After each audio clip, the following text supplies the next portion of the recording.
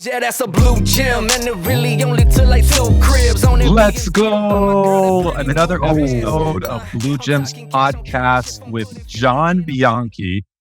Dude, I hear your name literally everywhere throughout the STR space. Data is always associated with it. For anyone that hasn't heard of you, give us a quick pitch, what you're up to in this space and how you're so popular amongst us all. I didn't know that I was that popular. Just gonna start off with that. but it's good to hear. It's good to hear that people are know of my name. I very purposely have been trying to get in front of as many people as possible because I give away so much value. I give away a lot of trainings for free, right? So I give away my entire process of how to analyze Airbnb data, and I'm always doing this to ensure that nobody buys an unprofitable property again. So like my goal is to create these trainings that are sort of bulletproof that you can then use to find cash flowing Airbnbs and then give them away to everybody to kind of build trust within the community to be like, hey guys, this works. I know what I'm doing. Take it. So for you saying that you're hearing my name all over the place, that means that it must be getting out there that these trainings actually are available to people. But just a little bit of the credibility behind me, just because you said, give a quick little pitch as well, is that I have helped Techvestor. So I've been the head of data for Techvestor. My company has been partnered or had a contract with Techvestor for the past 2 years. Techvestor, for anyone who does not know, is the largest short-term rental investment fund in America. They've raised over $70 million over the past 2 years and bought over 140 properties. It's been my data, my research, my process that I give away free that I've used to be able to help hand select each one of those individual properties. And every single last one of those properties is a positively cash flowing property. With cash flow being, in my opinion, the most important metric in the entire industry, because if your property cash flows, it's making money, number one, but you're never forced to sell. And so we have a 100% success rate with our process and all the properties that we have helped Techvestor purchase. And that process, once again, is 100% for free. You can go and find it. I've explained it over 6 different courses. And over almost 50 to 60 hours worth of trainings behind that. So that's probably why you've heard my name in a bunch of these different courses, and it's always revolved around Airbnb data. 140 properties out of 140 properties. I mean, that's enough credibility to just, you win, man, you win. The proof is in the pudding for sure. I know, and sometimes it feels so weird to say it because I don't like to be like a cocky asshole and get up here and pump my chest, but I say it simply to be like, hey guys, there's a lot of people who struggle with finding cash flowing properties. There's a lot of people who struggle with the data. You don't have to. The process is there. You can learn it. There's very clean, easy things that you need to know about data to make sure you don't make those mistakes and use the tools that are available to actually find profitable properties. So that's why I'm saying I'm not trying to be a cocky asshole, but you get the idea. It's interesting, right? That point, right? Let's say that an investor had a roof leak, right? They're not the ones that are going to try to fix that problem. They're going to call a specialized roofer. But when they go to buy an investment property for profitability sake, they don't call anyone for any help. They just do it all themselves. Why do you think that is? That is one of the best questions I've ever been asked. Honestly, one of the best questions I've ever been asked. Maybe, obviously, first thing that comes to mind is it's just not a normal thing. There's not really Airbnb data experts. It's not the norm to go out and find somebody. I mean, everybody in the long-term rental space figures it out for themselves and does it, right? The reason they can do it so easily in the long-term and multifamily space is simply because it's hey, your rent's $2,000 a month, therefore you're going to make $24,000 a year. The rest of the math is really easy.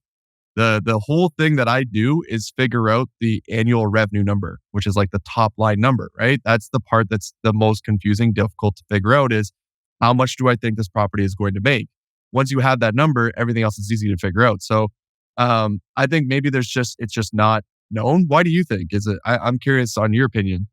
I mean, honestly, it kind of baffles me because if you're going to spend, let's say you're going to get your HVAC fixed, and it costs you a few $100s, but they hire a specialist. They know to hire a specialist.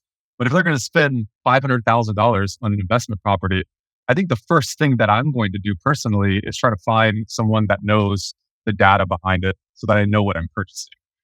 So I don't know the answer either, to be honest. Yeah, I don't know if it's just maybe you kind of hit it on the head that they don't know it's a resource for them. They lean on Airbnb or some of these other data rabu sites and kind of just go with what they see. yeah. So I mean, that's got to be it, right? Like in all reality, I didn't offer this to people as of 4 months ago. So I've had an exclusive contract with Techvestor for 2 years. And if somebody came to me and was like, "Hey, can you help me find a property?" I would tell them no, like I can't. You know what I mean? Like I'm not going to break my contract that I have with these guys. But now we no longer have an exclusivity contract. And so if you wanted to hire us to find you a property, we could do it, right? But I can point you in the right direction and make sure you got the best possible property with the most competitive advantages at the lowest possible price with the highest possible revenue and make sure it's set up the best possible way, right? Like you can do that now, whereas before you just couldn't, you didn't really have that option. So maybe I honestly am going to do this for as long as I possibly can because I absolutely love it. So I would love to see this industry continue to evolve and eventually it becomes a norm in the industry where people are just like, yeah, of course I'm going to hire these guys. I'm not going to go out there and try and do this myself, right? Maybe another reason is that it was kind of easy to find a cash flowing property, especially in 2020 and 2021. It was kind of a joke, right? Like you could buy any property, it'd almost work. But nowadays with the interest rates and, people not traveling as much as they did during the COVID times, kind of back to that norm. And then also with the increase in the property values across a lot of the major travel markets, it's like finding a needle in a haystack nowadays to find a cash flow property. So maybe that's why. I don't know. Yeah, the 2021 point is great because I mean, you can literally make anything work with a 2% interest rate. Money was free, debt was free. Great times ahead. So I'm excited to get into the data. 140 properties. It's rare that we get to talk to someone who's acquired a lot more properties than us. But before we get into that, I just want to understand what were you doing pre-Techvestor? How did you even break into the Airbnb space in general? So like, okay, so I'm trying to figure out how far back to go, but I used to be a financial advisor. So I would help people with their retirement funds, and make sure that they were set up properly. I did that from the ages of 21 to 24. I was 24, managing $10 million. My business partner was managing $90 million, had my own assistant, had the name on the door, had that whole situation. I was kind of like set in a sense at age 24 and I absolutely fucking hated it. I thought it was the most boring thing. You're repeating yourself over and over again. I didn't love it enough to become an expert, right? And I always wanted to be able to find some sort of business that I could work in that had this like ever expanding ability, right? Because when you're a financial advisor, you can only handle like 200 clients. That's just how it goes. Maybe more, but you get the idea. And so I decided that I wanted to break away. And I was looking into a variety of different business opportunities. I came across Airbnb. It was sort of like an easy transition. Like I started doing it while I was still doing the other business, raised some money to be able to like really expand. And that's when I left the financial advisor role there. Now, what I ended up doing was opening up a bunch of rental arbitrage deals, opening up a property management company, opening up an Airbnb cleaning company, and did all that over another 3-year period. And then COVID hit and just kind of like smacked me right in the face, right? I never got it to a massive amount. It wasn't, extremely successful. And I think it's mainly because that type of business is a very operational business, as you guys know, right? If you're good with operations, get into Airbnb property management, right? Like scale it as big as you possibly can. I find engineers absolutely kill it when it comes into that because they just understand the operations extremely well. It just wasn't my strong suit.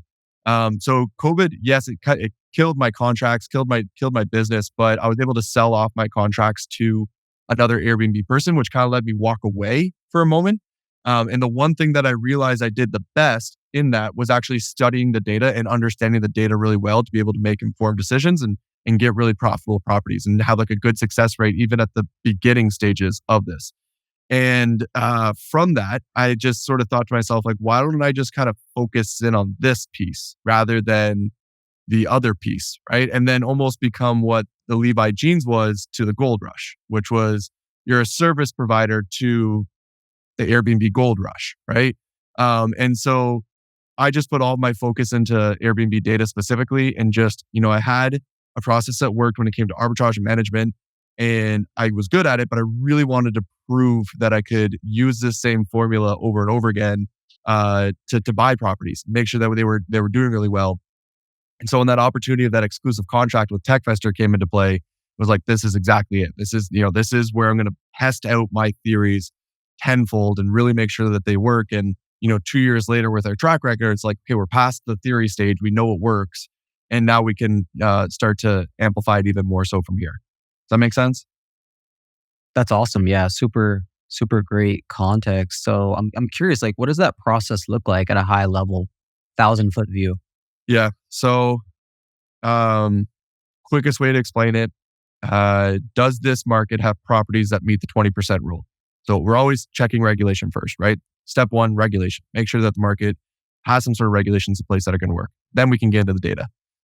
Once we're in the data, we're just trying to make sure that the price to rent ratio is around that 20% range. So what that means is if I'm buying a home for 500,000, I want it to make 100,000. Now, it doesn't have to. Let me just state that right now, because I've done a lot of these podcasts where I've stated like, that's what you need. But the reality is like, you can get it down to like 13 or 15% and it could still work. And if the property is $1 million property compared to a $200,000 property, those numbers change a little bit as well, right?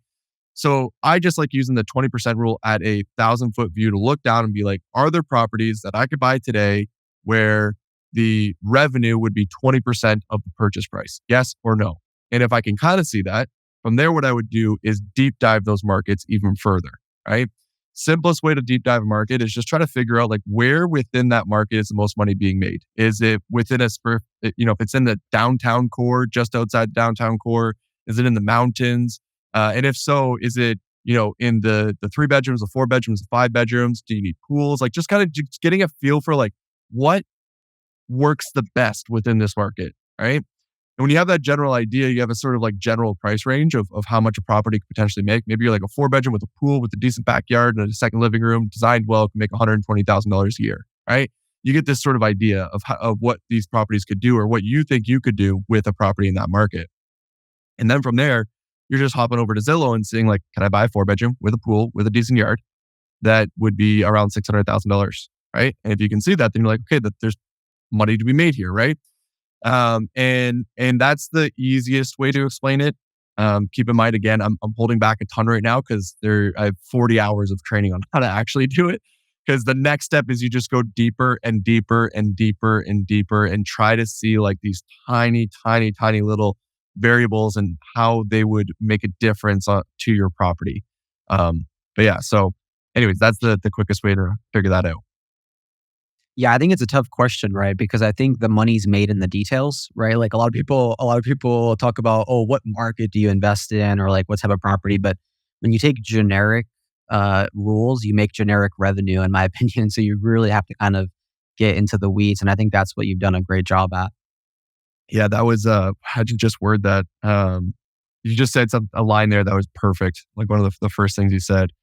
But anyways, yes, couldn't agree more. The details is where it's what I call the market inefficiencies. So I'll give an example from my rental arbitrage days, which is like a really clean, easy example. I had a property that was directly beside the train. Like so the building and then the train was right there. So it would go by. If you were standing outside in the backyard, you could not hear the person directly in front of you because the train was so loud. If you're living at that property, that sucks. That genuinely, like, it's you don't want to be there, not enjoyable. The backyard becomes like not very usable. And so the rent for that property was $1,000 cheaper than literally the like 5 houses down, right? So it's $1,000 cheaper. So because of that, you have to think to yourself, like, is that going to hurt my revenue for this property as an Airbnb? And the answer is no. Well, maybe yes, maybe it could have been even better, but the reality was that property would still work because the people are only there for 3 days at a time, right? Maybe 2 nights at a time. And so they're kind of in and out. And if you don't live in a city and then all of a sudden you're going to the 3rd largest city in America and you're right beside their train, their subway station or whatever you want to call it, that's been around since the 1800s, it becomes a tourist attraction. It's actually pretty cool that you're that close, right?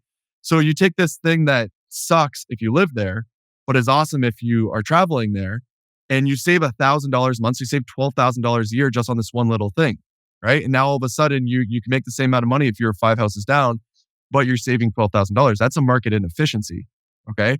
And so if you can understand something like that and then try to apply it to a home that you're going to buy, and you try to find as many inefficiencies within that home as possible that allow it to be at the lowest possible cost, but still be able to hit those high revenue numbers, that's the magic in Airbnb, honestly. That's the magic in acquisitions and finding the best possible property. And we always say that every single property can be pretty, but not every single property can cash flow. And so that's the beautiful thing there, is like trying to understand those inefficiencies within the market to give yourself that best possible shot to cash flow. So out of those 140 properties with Techvestor, sounds like you guys are probably in quite a bit of markets. Could you list out some of the ones that you're in and maybe a little bit about each one of them? Maybe 3 or 4 or so. Absolutely not. So that is one thing that I do not give away. And the reason being, okay, is because I spent 6 months studying over 300 plus markets and like really deep diving and understanding them inside and out. And it was a lot of work, right? It's a lot of work. And I have about like anywhere from 10 to 20 markets that I absolutely love, that I know cash flow really, really well. And it's one of these things where it's like, I don't like giving it away that easily because it's a lot of work to do. And I know that if you just easily give it away, then people skip the step of having to study 300 plus markets. So unfortunately, that's one of our sort of secrets of like, these are our markets that we've discovered, and they line up better. So I apologize for being aggressive on the way I said it, but I thought it would just be. Dude, I tried because I've heard several podcasts where you've been asked the same thing. You said no, but since the contract expired, I figured I would try to slide it in there and be sneaky and see. Yeah, no worries. The thing is like, yes, the contract, we're not exclusive. We're still working with them, but we now have the ability to work with everybody. But it's the same thing for those people that hire us, right? They don't want me on podcasts talking about these are the markets to go into because their markets are going to get flooded, right? So it's also, I may not have that exclusivity contract, but there's thousands of people that gave Techvestor about $70 million, and I'm a steward of that money, and I have to make sure that it's invested well and properly. And so, yeah, that's one of those questions I can't answer, unfortunately. Lips are tied. I respect it. No worries. Yeah. I think it's important for the listeners to know that you do give a ton of value for free. It's not like you're just hiding everything, right? So your course is, invaluable. I've watched some of the content myself, absolutely incredible. So it's not like you're out here hiding the process. That's what I always tell people is I don't give you the secrets, but I give you the process. If you follow the process, you get to the secrets. It's as simple as that, right? It's an easy way to get there. And then we talked about acquisitions, right? So I know that we can't really talk about the markets that you're in, but I imagine that it's a little bit different when you're buying properties on the behalf of a fund in terms of, creating this quote unquote buy box. Is there anything that you're particularly looking out for as it relates to acquisitions when it comes to the fund specifically? Yeah. So, buying for an investment fund in comparison to, Eden, if you hired me to find you a property, you have different requirements in comparison to the fund, right? One of the main things for an investment fund is that, buying 140 properties, you can't buy them in 140 markets. You've got to be able to scale in the markets that you're in. And so just that one piece of criteria actually knocks out so many markets, right? So you in other words, it's ideal for an investment fund to buy as many properties in one location as they possibly can for the economies of scale, being able to hire a market manager to be able to take care of those properties. All those different things become extraordinarily important, right? However, there's other markets. One of my favorite markets is this small little market where maybe 3 properties show up every single year that are legally allowed to be rented out. And they're always at this great price point, and the revenue there is so easy, and the actual competition is just a straight up joke, right? Techvestor will not buy in that market because they cannot scale in that market, right? So it doesn't make sense for them to do that unless they were somebody to dump $100 million in their lap tomorrow and say, I need this deployed within the next 6 months. It's like, okay, well, we can make those things happen, right? But you get the idea. So if you were coming to me, so many more markets open up, so many more opportunities open up, so many more like little things you can go to and where you can't go to. Also, your budget's going to completely change on like where you can go, where you cannot go as well. So there's sort of like the Techvestor core markets, and then there's so many. I call them like, I don't know. I've got a whole list. I love them, but there's a whole list of all these other markets that would work out really well if you were to enter into them. And I know you're the data guy, but is there any operational considerations for the retail investor? Like we're in the property management space, right? We know rural markets are our worst enemy, right? Regardless of the revenue, it's a pain to manage those. So do you consider anything operationally in your process? Yes, for sure. It's not our main concern. So every market that we're in is a vacation market to start off, right? So how to explain this? The markets that we're in are not going to be hard to find operators to help you with. They have the cleaning teams, they have the management companies if you needed to. Are there other markets out there that are really, really like middle of nowhere, would be really difficult? Like, yeah, there is. We don't send anyone to those markets as of today, but I would not be opposed to sending somebody out there if it was an unbelievable place to be. I would have to make sure that client understood what they're getting themselves into. We're like, hey, you're kind of going in the middle of nowhere. So, you know what I mean? Like, you've got to make sure that this can actually work before you get in there, right? So, anyways, yes, we would always let them know, but right now it's not a concern of ours because we are sending people to established vacation rental markets in a sense. They're not exactly vacation markets, but anyways, without getting too into it, there's a bunch of them. Makes a lot of sense. So when you're going to these markets that you're already in and even searching for new markets, what are some of the tools, softwares, things that you're using? AirDNA. Honestly, like, you know, I've used Pricelabs. I've created my own tool. I've tried out Matchvisor, all the rooms, all these different guys I've tried. We have, our own internal tool, but AirDNA is like the core. And I still tell people, if anyone is asking like, hey, what should we use to be able to identify these things? It's just use AirDNA. It's simple. And the reason being is because I actually understand their data really well. So I've never tried to explain this before. So give me a second trying to figure out exactly how to word this.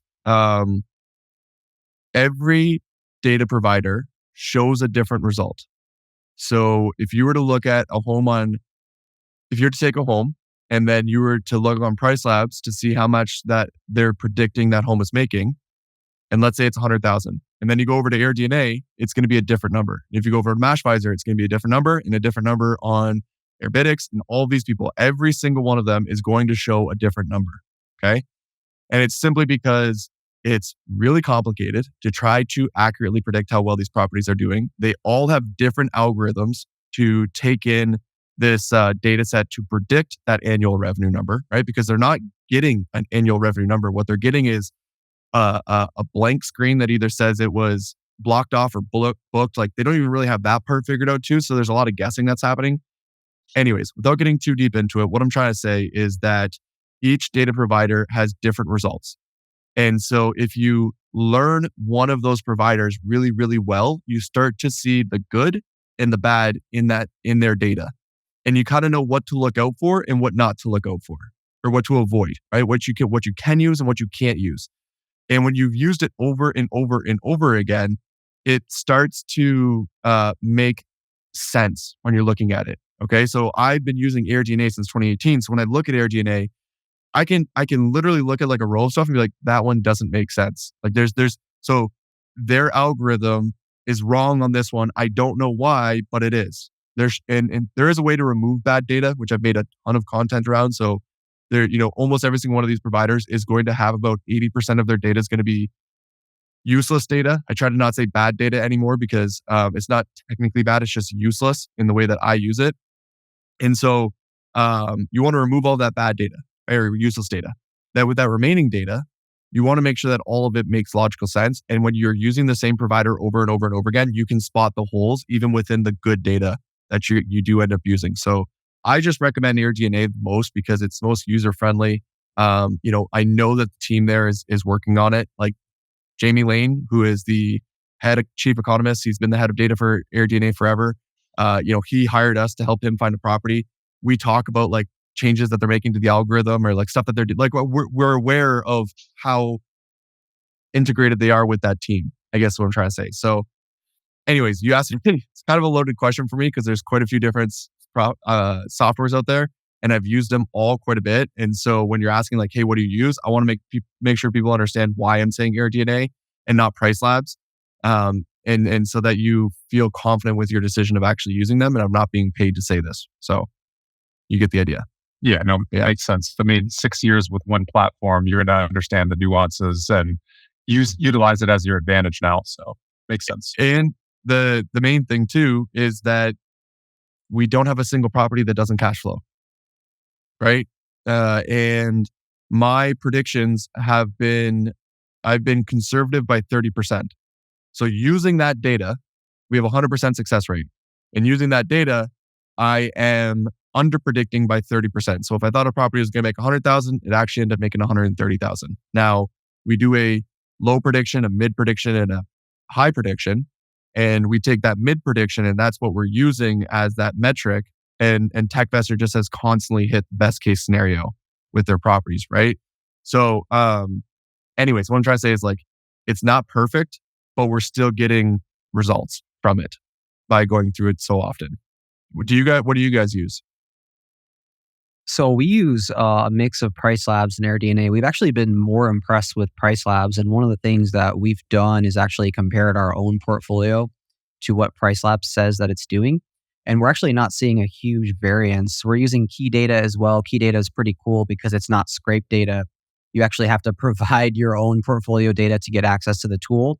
And then we basically get like 10,000 property managers across the country access to all that data. So that's been pretty useful for us.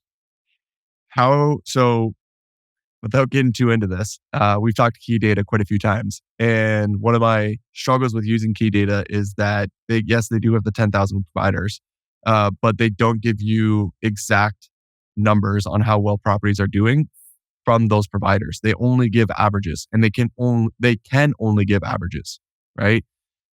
They do have some scrape data where you can then see like, oh, this property specifically is making $100,000. But when you're getting the actual real data from the property managers, it's always averaged out. So with that average data, how are you using it to make decisions and what decisions are you making from that? Yeah, great question. So we use it more on revenue management to just see our performance benchmarking against the entire market. So then averages come a little bit more into play because we want to look at like booking pickup and just overall market occupancy. And so we actually don't use it for acquisitions, to your point, because we don't actually have, comp 1 did 90K, comp 2 did 105. Because it's an average, we can't really use it for acquisitions, but it's been pretty useful for revenue management. That makes total sense. And I think that this is one piece that a lot of people sometimes get confused on. Actually, I don't know if a lot of people get confused, but there's two different types of data in the industry. There's acquisition data and there's pricing data. Yep. Right. So totally makes sense that you 100% can use averages for pricing. I would say that there's also a huge advantage to using direct data as well when it comes to pricing, but I'm not a pricing expert, so I'm not going to get into that. Yeah, and it is worth mentioning because Pricelabs is the king in our opinion in the pricing software game. So definitely want to give them their credits, even if they don't have acquisitions figured out for sure. But one of the points that you bring in, and I love that you have a range, because one of the problems we have, some owners will come to us and say, "Hey, how much is my property going to make?" Well, it's going to fall within a range depending on low, best case, and just average scenario. But within that range, how do you determine certain factors and how much it impacts revenue? I'll give you an example. An owner comes to you and says, "Hey, how much revenue will a hot tub add to my property? How much revenue will wallpaper add?" It's really hard sometimes to pinpoint directly very small changes. Have you figured out a process for that? No, there isn't one. So anyone who tells you there isn't one. I'm just going to be like abundantly clear on this one because it does piss me off. So if somebody comes to you and says, "Hey, you got a hot tub, it's going to make X amount more."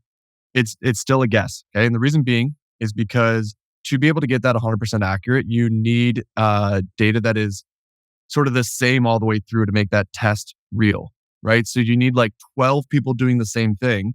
And then one person has a hot tub and you see how much more they're making over the other person. And that's how you could be like, "Oh, okay, they're clearly making more." Problem is, there's never 12 properties or 2 properties. There's never 2 properties that are identical and well put together in the exact same setup, right? So you can't really see the difference. So every single property is set up differently, targets a different demographic, has good photos, had bad photos, has different titles, is priced differently. There's so many variables to it that it's not a true A/B test. Okay, so that's the first thing. So it doesn't matter what you do. You're not going to be able to know if I put a hot tub, I'm going to make X more, right? What you do know though, is that if you add a hot tub, your property is more valuable. You are providing more now, right? If you think about it, like, I don't know a good example, but when you buy stuff, right? If I bought like this pen and it came just with the pen, it's only worth $1. But if I buy this pen and this book together, it's now worth $5, right? And so then therefore, if you're selling somebody a home, an Airbnb, you're selling them mattresses, a kitchen, a dining room, a living room, and now a hot tub as well. Whereas your neighbor's not selling them a hot tub for that night.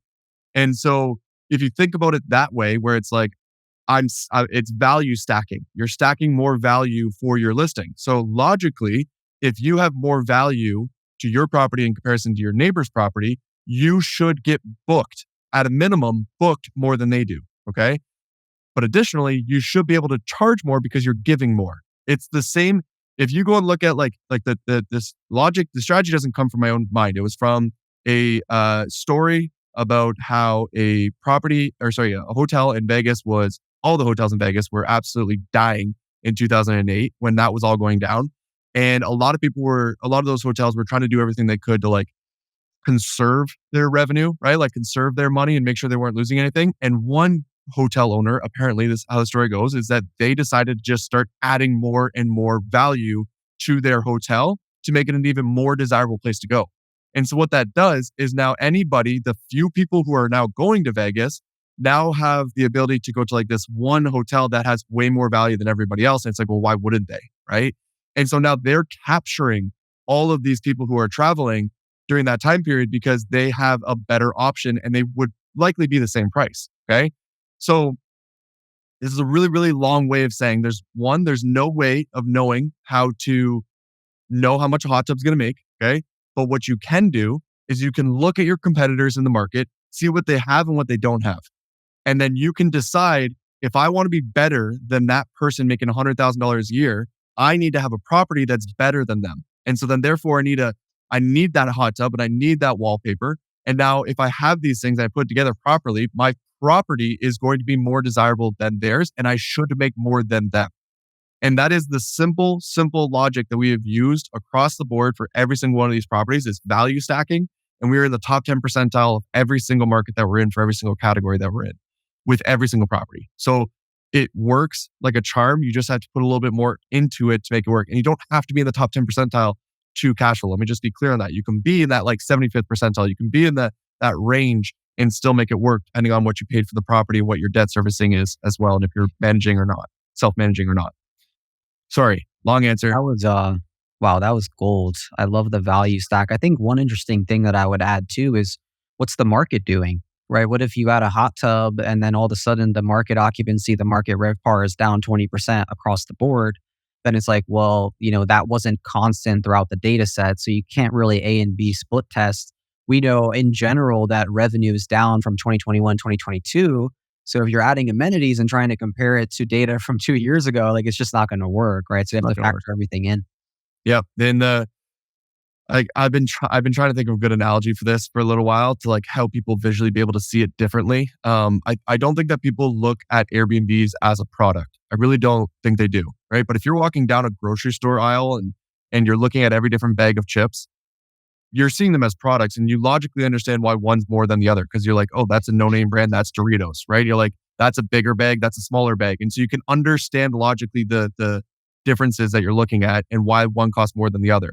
Your Airbnb is literally the exact same thing. It's just on this website. And it's like, if I have 5 bedrooms compared to 3 bedrooms, I'm offering more. It's a bigger bag of chips. And so people are going to logically pay more for it, which is an easier way to be able to see that. But again, it's, can you value stack, and now you're showing them a Land Rover instead of a shittier, older, whatever, right? Like it's easier to be able to see those differences when you think of it more of a product that you're offering to somebody.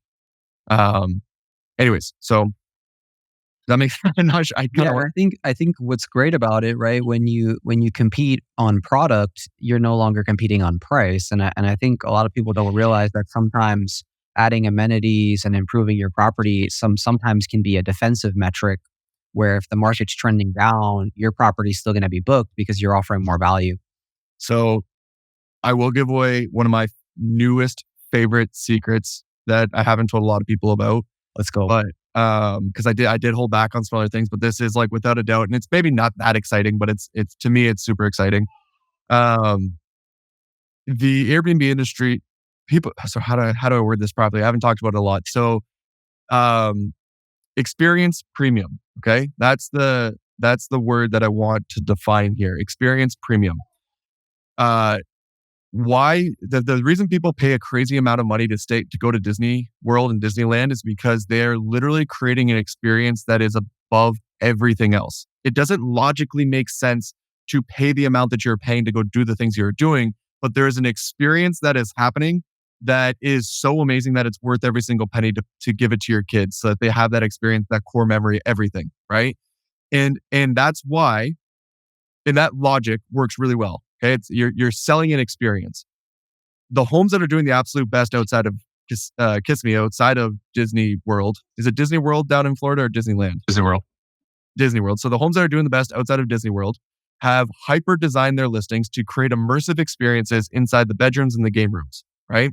They're spending like $10,000 to $15,000 to recreate Avatar inside their game room, and now when the kids walk in there, every single way they look feels like they're inside of this place, okay? That's an experience premium. Those homes are crushing it. They're making like $200,000, $300,000, $400,000 a year, right? So they're not paying for the beds and the dining room and the living room. They're paying for this experience that they're getting from that home. I think that is the most intriguing lesson that we could possibly learn for the Airbnb industry as a whole. Because the next trend that we are seeing that is absolutely crushing it right now is Bachelorette themed homes, super pink homes that looks like pink puked everywhere. And what that's doing for the bride is when she goes into that home, she feels like she's on a Bachelorette trip the entire time, not just when she's out in the club and they're all wearing the same matching stuff and they're all drinking. The whole time they're feeling that, right? And that's why if you look at a lot of those homes, they're making like $20,000, $30,000, $40,000, $50,000 more than the home directly beside them, because they're not just selling beds anymore. They're selling an experience out of that Airbnb. They're creating this trip that's better. And so it's experience premium. Now, the beauty about an experience is that there's no exact dollar amount that goes onto it, right? It's really how much is someone willing to pay for an experience. It's not $10, right? It's kind of like up in the air. It's kind of, they'll pay a lot sometimes, maybe they'll pay a little less sometimes. But I genuinely think that the idea of selling an experience in your Airbnb is going to be the strategy moving forward. As long as, once again, you get it in the right place, you get it for the right basis, you get it properly, and then you build it into the proper experience for that market. And people will pay an arm and a leg to stay there. And so that experience premium is like one of the most interesting things that I'm seeing within the industry that people are capturing. And it's, once again, learn what crushes it in some of the most competitive markets in the entire country and apply that to some of the other places. What are your guys' thoughts on that experience premium? I'm sure you're well aware of it and it's not brand new, but do you agree, disagree? So you gave away both of our secrets. You gave away Disney, which we're heavily invested into the game rooms and the immersive theme rooms. And you also gave away our Bachelorette house in Scottsdale. So our whole entire strategy is now available for public use. You guys wanted secrets, okay? It's so true.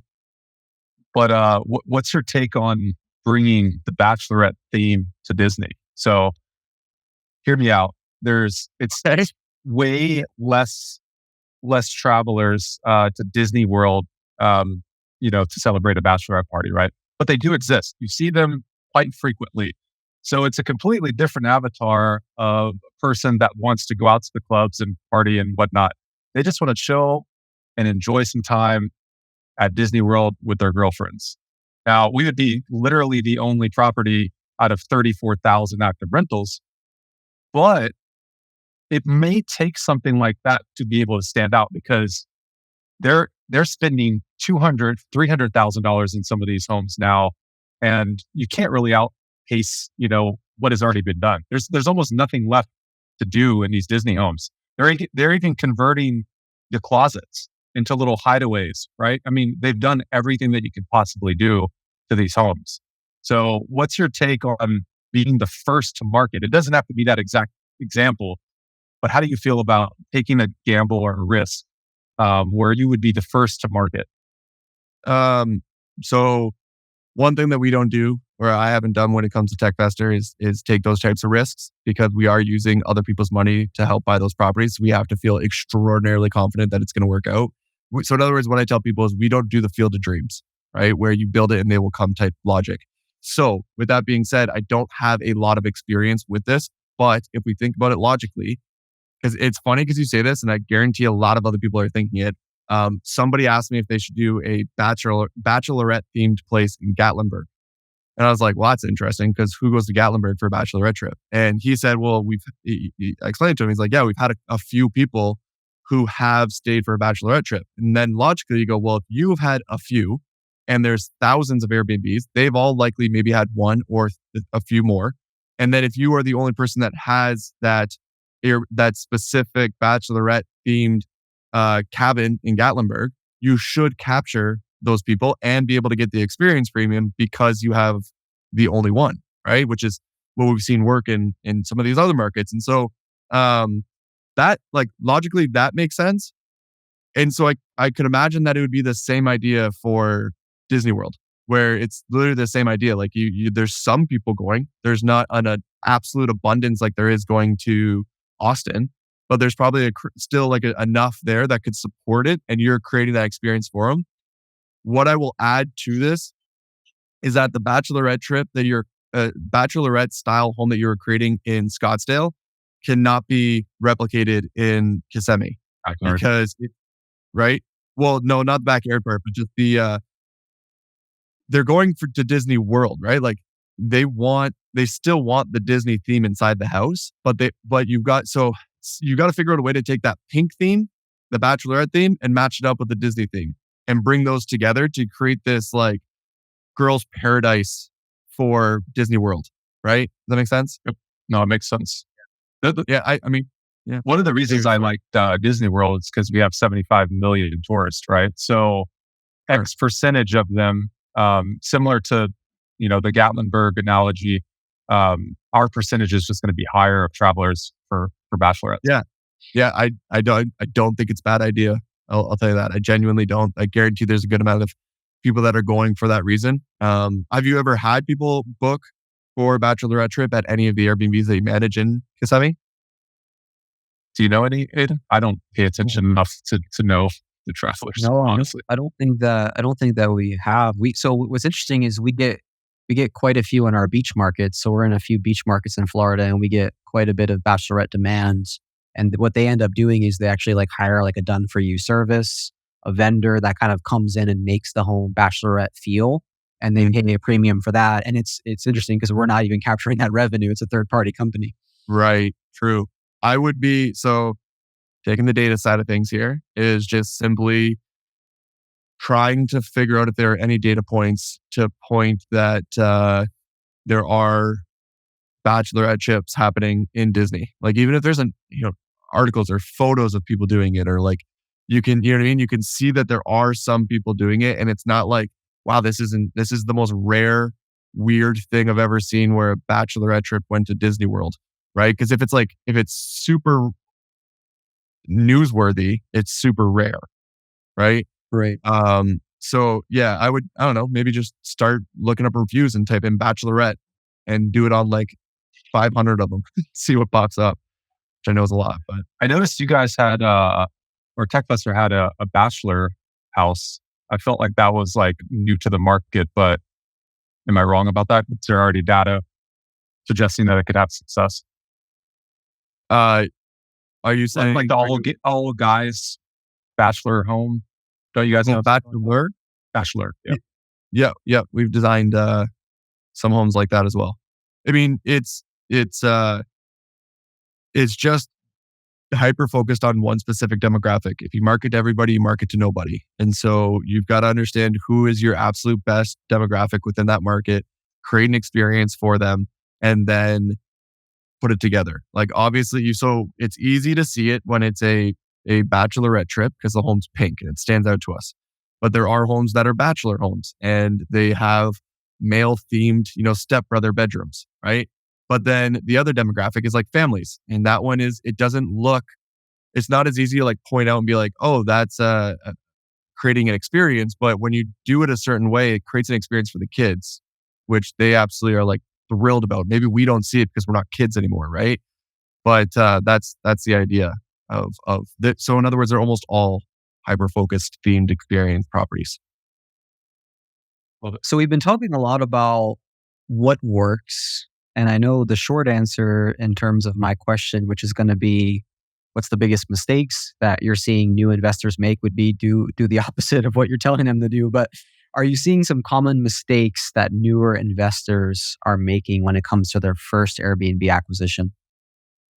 Yeah, but overpaying for a property that, they're just buying a property that wouldn't cash flow. I mean, that's the number one mistake that I see over and over and over again. I do consulting calls for, not one-on-one, but like I do group consulting calls and I'll review properties for people live. And somebody sent me a property in Scottsdale yesterday. I looked at it for 2 seconds and I thought like, that's not going to cash flow. And I was like, I will go through the entire process and I'll prove it to you. But I'm like, it's not going to cash flow. And sure enough, it wasn't going to. It was a lady coming from the LTR world over to the STR world. She thought she was getting a deal because these people were like, they're all partnered on the property and they're all breaking away because it was, they didn't want to, they thought they were like distressed, you know what I mean? And that was the only reason they're getting rid of the property. But it's like, no, they're losing money on the property.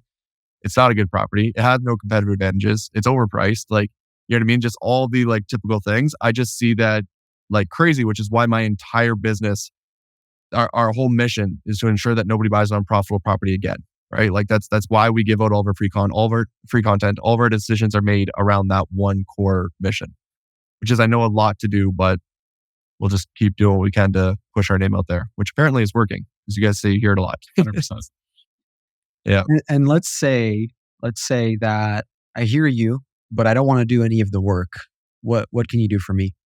Yeah, you can now have the option to hire me and hire my company and hire my team of analysts and Taylor Jones is on our team, who is the head of acquisitions for Techvestor, who he's actually put in the offer on over 300 properties in the past 2 years, right? So him and I have worked side by side for a very long time. You can hire our entire team who has a 100% success rate. There's nobody who's bought more. There's nobody who has a better track record. And there's nobody who's done it at that scale during one of the highest interest rates that we've seen in the past, couple decades. And so you can now reach out to us, schedule a call, understand what we can do for you. And it's a white glove service. So we are going to figure out the absolute best possible situation for you. What home is going to be the absolute best home for you? We actually don't show people a lot of homes. It's not like we're sending you a list and saying, hey, grab one of these homes. What we're doing is like, hey, this home here logically makes the most sense for your situation based on the data and based on the amount of money you have, and based on your preferences. This is the one that we recommend that you should take a look at, and we'll help you through the entire stage. So we don't just end it there. We have a solution or a person or somebody that can help you through the getting it under contract, going through the inspection period, getting the design set up, getting the construction done, having a project manager oversee everything, get it up and going onto Airbnb, getting the pricing done, managing it on an ongoing basis. Help, like we refer people to you guys, right? Like we send people to you guys because you guys are good at what you do. You're in your markets, and if we can send some of our clients to you, we trust you guys to take care of them, right? So we have a solution for every single last stage, and you guys are one of our solutions. But yeah, you can now hire us, which is pretty cool to say because I've been doing this for 2 years, and like I've been wanting to help people for a really long time, right? Like I've been for a while now. I've wanted to be able to offer this service, and we finally can. So feels good. I love it. I mean, it sounds like a dream. I know that if I go back to when I first started, this is exactly what I was looking for as a buyer, right? Just someone that could really, really not even hold my hand. Just like, please, you do it. Show me the ropes. Let me at least just buy my first property, get off, to a good start. Yeah. It's, I mean, I think we're clearly seeing that it's a need within the market based on the demand that we have had within such a short period of time. There are people that are looking for it. There are people who are, high W-2 earners who do not have the time to put towards the data research to actually, they can't study 300 plus markets, right? Let alone actually like design it and set up the property themselves. But they want to take advantage of that STR tax loophole, right? Because they have a huge tax bill that's coming down the line. And so really like we work with those types of clients all day, every day, but we can help out absolutely anybody in that stage as well. Yeah. And for those that want to learn more, where can they reach out? So strsearch.com is our website. There's a button right at the top right there that says schedule a call. And you can just fill out the form, schedule a call, and you can hop on with Taylor Jones, one of our head of acquisitions. And he'll be able to answer any of the questions that you have and make sure if we can actually help you in the first place. Because there's a lot of people that we can't help, unfortunately. So, yeah. Amazing. And before we let you go, if you could leave the listeners one last gem, it could be about data, revenue, business, STR, or life in general. What would you want to leave them? Airbnb,